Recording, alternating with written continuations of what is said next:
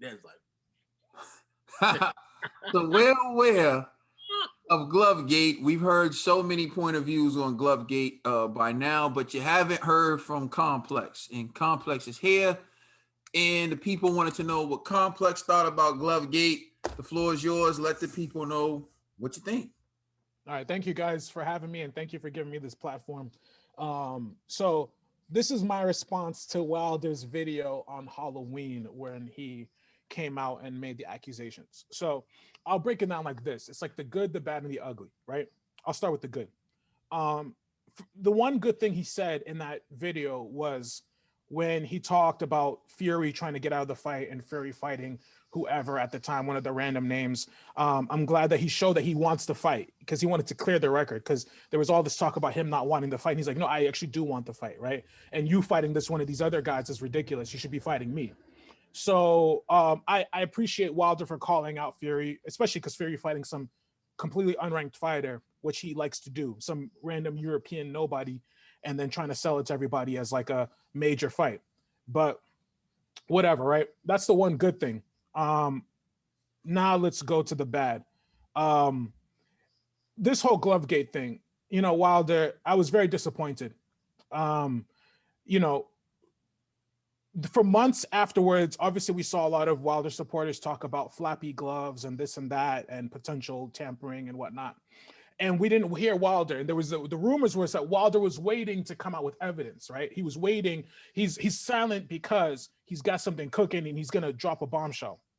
So when he talked about it, I expected to see something of substance. But all it was essentially kind of the same videos that we saw, right? The same videos of the flappy gloves and whatever. Now, look, I'm not an expert. I don't know. Did Fury cheat? Maybe. We don't know. It's a dirty game. Boxing is a dirty game. There's possibilities. Anything is possible under the sun, especially when millions, hundreds of millions of dollars on the line. The question is, can you prove it? Can you prove it? Do you have any kind of proof, any kind of evidence? If you don't have it, it doesn't really matter. Just like in the court of law, you could be absolutely right. You can know and you can say something, but if you can't prove it, it doesn't matter. It's still hearsay at the end of the day.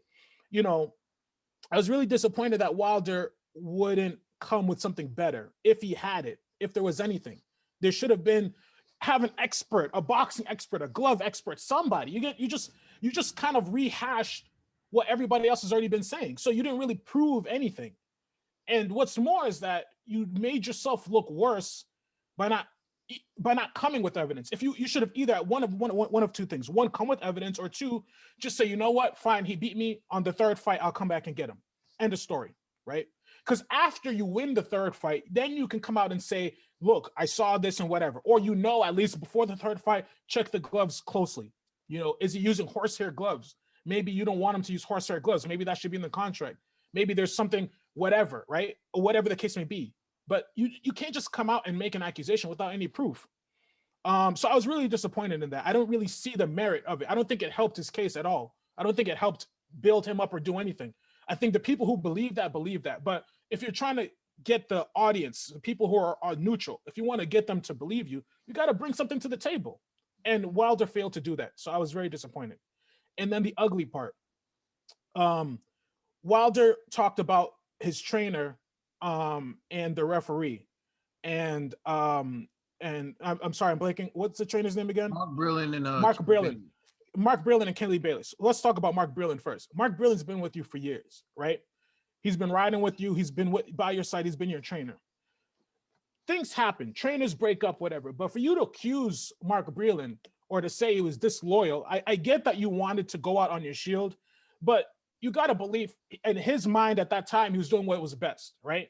So even if you got to give him at least the benefit of the doubt, even if you felt like I could still come back and maybe you could have, and maybe we don't know, but look, he was doing out of care for what he felt was the best thing at the time. For you to now say he's disloyal, drag his name in the dirt, and then the other stuff that you said, like maybe he spiked your water or he could, you know what I mean? It's like, bro, like once again, you have no proof of this. And this is a guy who's been riding with you for years, right? Why would he mess up everything at this moment, right? When there's possibility for you to be greater, to do more, you know what I mean? And I've seen Mark Brillin talk about Wilder, and he's on Wilder's side. He says, like, I believe Wilder's going to knock out Joshua, et cetera, because he's your trainer. He's going to believe that. So I just didn't like the way you treated that man. Even if you felt that, look, maybe it's best that we part ways, there's ways to do it. You could have been respectable and be like, you know what? Me and Mark, we had a great run, but I just feel like I can do better with somebody else. End of story. Done. Whatever the case may be, I could do better. I just want to go in a different direction. That happens all the time in boxing. You could have easily said that, but you dragging his name in the dirt just felt wrong, which is another thing not helping you in the public eye. Where people who are neutral and they don't see this, they see the sport only for what you say. It's not helping you, right? Then the last thing was Kenny Bayless saying, like, he said something like a crab in the bucket referee, and then I think I heard other comments and he might have said that he was drinking or something like that. Kenny Bayless has been a referee for years. He's reffed so many title fights. He's been in the biggest fights possible. Don't do it that man that way. Don't call him out. The crab in the bucket, I believe it might be referencing like as a black man, holding another black man down. That's not fair to Kenny Bayless. You don't know that man like that. No, you can't say that. And he's the most fair, one of the best referees in the game. He's one of the best referees in the game. You are not helping yourself by making comments like that. Because it's not fair. We've all seen Kenny Bayless call things right down the middle. There's nothing that he did that you can really say that, well, he was like on Fury's side or whatever. And then this whole thing with the referees now, you're hurting yourself because after the Jack Reese fight, fine, you could say that Jack Reese might have given a long count. Okay, fine, let's say that. Now this fight, you're blaming the referee again. You can't keep doing that. Every time you lose, it's the referee's fault. Because now referees, the next guy who's going to ref your fight is going to be like, wait a second. Mm-hmm. Wilder likes to whatever, you know what I mean? So he might even be more strict against you because he's not going to be on your side. He's not going to give you the benefit of the doubt. He's going to say Wilder likes to throw the referee under the bus. So he might come into the fight with a little bit of grudge against you because he probably knows Jack Reese and knows Kenny Bayless. He's like, those guys are great guys. So he's not going to give you any favors. You can't do that. You're going to hurt yourself in the long run. So I was really disappointed in Wilder's comments like that. I'm still a Bomb Squad fan. I still like Wilder. I think Wilder's done great things in the sport, and I hope that he continues to. But that's probably really a low point in his career for me in the comments that he made, and I was very disappointed in him. And to keeping it 100% honest, just from an objective viewpoint, I can't ride with that. It's just not right. It's just not right. The Glovegate thing, I need proof. You maybe you're right, but you have no proof, so it doesn't matter, right? Prove it in the fight. Prove it in the ring. The complaint against the referee and your trainer, bro, you're just hurting yourself. You have no proof. It doesn't help anything. You could have just handled it way better. Don't mention it and keep it moving, right? And if you win later on, you can come out with proof and whatever and say your piece, but it just hasn't helped you at all. So that's all I wanted to say in terms of that. As a Wilder fan, as somebody who's defended Wilder, I have to keep it a buck. And I really wanted the ability to kind of just speak plainly and say how I felt about that. So that's all I wanted to say about Wilder, to Wilder. The Boxing Bros are here. So, also give you guys the fairness that, I'll defend Wilder, but also criticize him when he's wrong. No, we respect that. That's respect. And you heard what Complex said. It's not right to call somebody a crab in a bucket referee when they're doing their job. You know what I'm saying? Calling it down the middle. He was talking about me. Okay.